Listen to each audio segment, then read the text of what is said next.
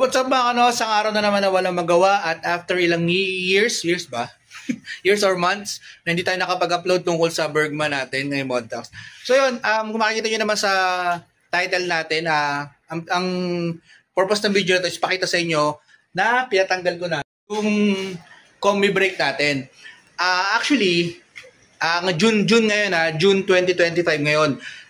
Ang unang gawa ni Pao nito is ako yung unang ginawa niya February pa. Ang problema, hindi maganda yung result na nakuha ko, so hindi ko in-upload. At sinabi ko din naman kay Pao yun, at alam ko naman na intindihan niya yun. Siyempre, ayaw na yung masira pare-pareho.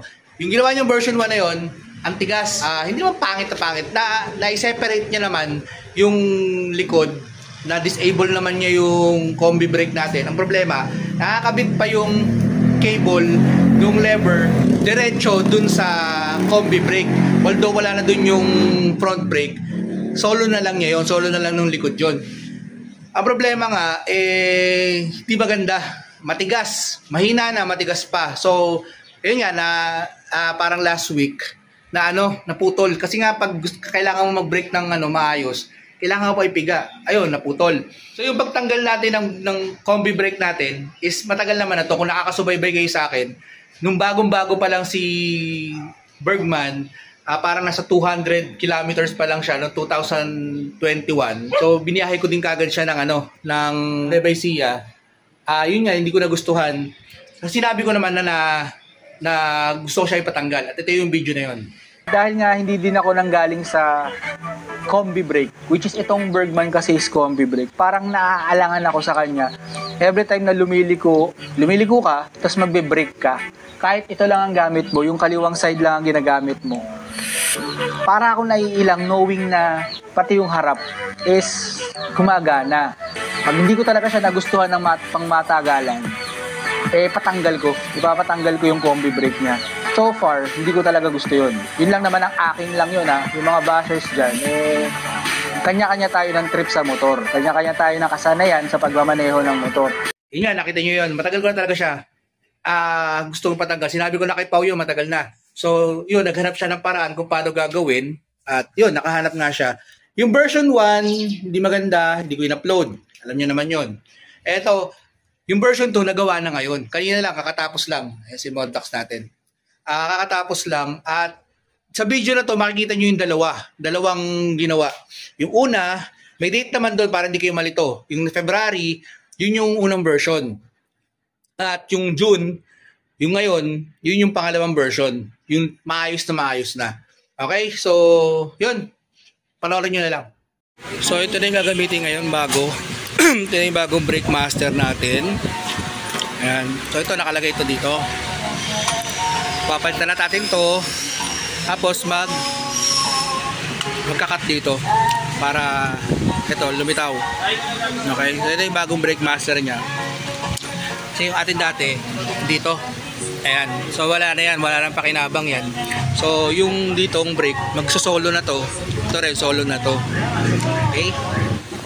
So nakabit na yung ito na yung magiging sarili niya. Ayan. Brake master. Palit na rin ito. Ayan na. So mangyayari ito, yung fairings natin dito sa banda rito. Diba walang butas yun? Gagawa ng butas ngayon nila yun. Sana lang maganda yung pagkakatabas, pero yan. Okay, so ang mangyayari dyan, explain ko lang ito wala nang kwenta to. Ito dating combi brake, hindi naman totally delete to kasi kailangan pa to dito. Ayan, unless papagawa mo ito kung talagang solo niya na hanggang likod. Pero nung panahon na to, dahil nga ako yung unang gagawa ni Dipol nito, wala pa siyang mahanap na cable para diretso from brake lever hanggang sa drum brake. So, ang ginawa niya, from brake lever muna hanggang sa combi brake. Kaya hindi namin tinanggal yung combi brake dati. Ayan na yung binuta sa fairings. Wala lang yun. Para magkaroon ng space dito.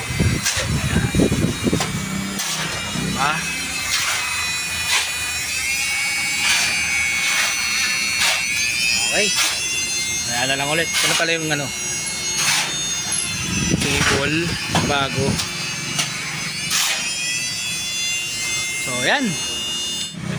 Ayan na, ito yung bago. na yung bago. Ayan. Ito na yung labit na palit. And so ito yan. So tatanggalin na rin yan. So wala nang pakinabang. Ito pwede na tanggalin, pero sabi ko wag nang tanggalin. Yan na lang yan habang buhay. Okay na. Kaya mamaya na lang ulit. So yun mga kano, yun yung unang gawa. Nakita nyo na yung video. So ito susunod na video na mapapanood nyo, ito na yung kanina. Yung pangalawang version na yung galing sa brake lever hanggang dire-diretso na sa drum brake. So mas maayos na siya. At makikita nyo sa video, ako nagkakalas. Ako nagkalas nung katawan ni Modtax kasi nga medyo busy si Pops Ronel. Medyo matagalan pa kung hindi pa gagawin. So ako na yung kumalas. So ito na yung video.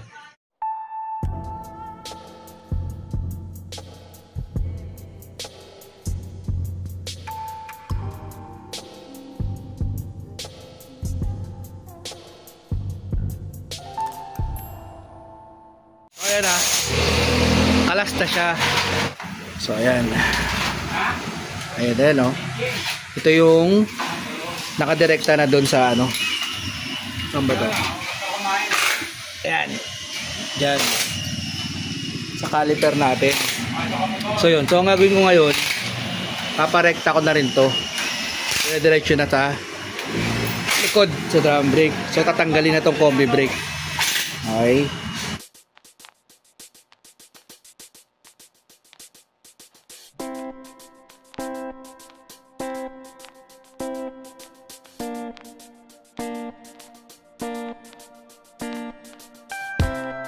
So ito na yung papalit natin. Ito rekta na to. Mula sa brake lever hanggang dun diretso sa drum brake. Unlike dito, makikita nyo, hindi tatanggal na nyo. Yung combi brake, tatanggalin na yan. So talagang hindi lang disable. Remove na, kumbaga. Remove na yan, hindi lang disable yan. Tinanggal mo na yung ano. So ito na yung papalit. So hindi namin mapakita ko anong brand to.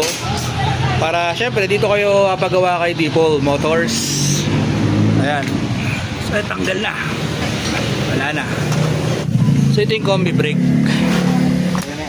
Ayan. Wala na to. So yun. So ikakabit na tong bago. Parekta. So balik ako mamaya. So ayan na. Natapos na rin.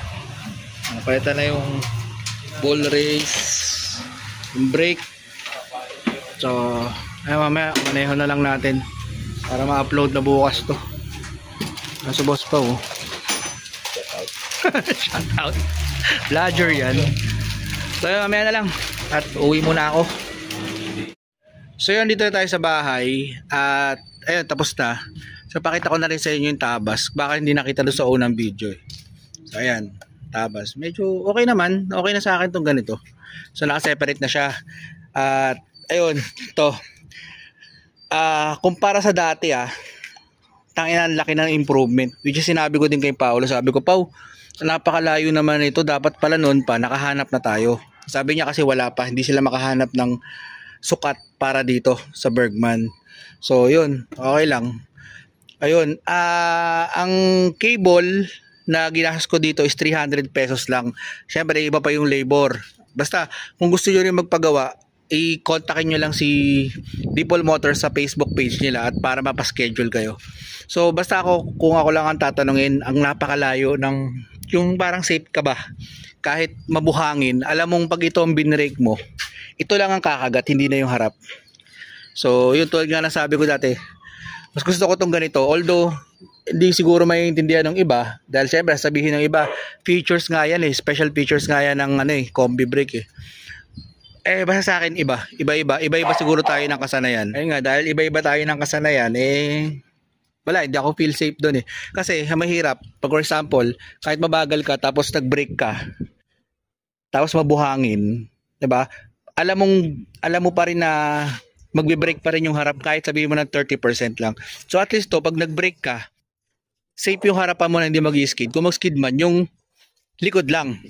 Ang mangyayari para mag-fish tail lang siya. yung likod ba eh, gaganon-ganon lang. Unlike dito kasi, naliliko yung gulong, pag nag-skid yan, timbong nga kagad. So yun. So kung may mga tanong pa kayo, comment nyo lang sa baba at nagre-reply naman tayo. Okay? So People Motors, you did it again. At maraming salamat. At hindi to sponsored hindi rin to libre. Binayaran ko to. Pero syempre, kaibigan natin si People Motors, kaya tinutulungan natin siya.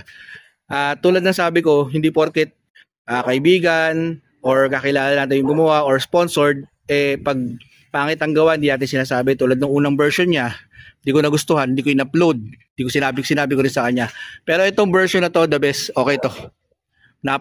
Mas malakas yung brake talaga niya. Nagulat nga ako. Sabi ko nga sa kanya, sana noon pag ginawa natin para matagal na na-upload. Okay? So, sa mga gusto magpa-delete ng combi brake nila, ayun, kontakin nyo lang sa People Motors. So, para mga kanoo, kung bago ko pa lang sa YouTube channel ko, huwag nyo kakalimutan mag-like, share, comment, and subscribe.